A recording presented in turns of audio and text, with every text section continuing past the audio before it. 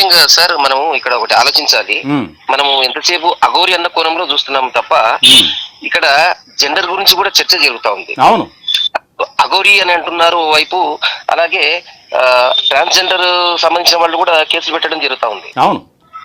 Sir ఇక్కడ ముఖ్యంగా హిందూ వివాహ చట్ట ప్రకారం వాళ్ళు పెళ్లి చేసుకున్నారా లేదనేది ఒకటి ఈ కోణంలో మనం చూడాలి sir. First of um, all um, sir ఇక్కడ ఏదైతే అవును. హిందూ వివాహ చట్ట ప్రకారం చేసుకుంటే ఒక స్త్రీకి ఒక పురుషుడికి మాత్రమే హిందూ వివాహ చట్టం అనుమతిస్తుంది. అవును. అవును. అలాగే స్పెషల్ మ్యారేజ్ యాక్ట్ లో కూడా మనం చూసినట్లయితే అక్కడ కూడా రెండు కులాలకు, రెండు వేరు మతాలకు సంబంధించిన వాళ్ళు మాత్రం అనుమతిస్తుంది. అవును. అవును. అలాగే క్రిస్టియన్ వివాహ విషయానికి వస్తే యాక్ట్ ప్రకారం చూసినట్లయితే అక్కడ కూడా క్రిస్టియన్స్ మాత్రమే అనుమతిస్తుంది. అవును.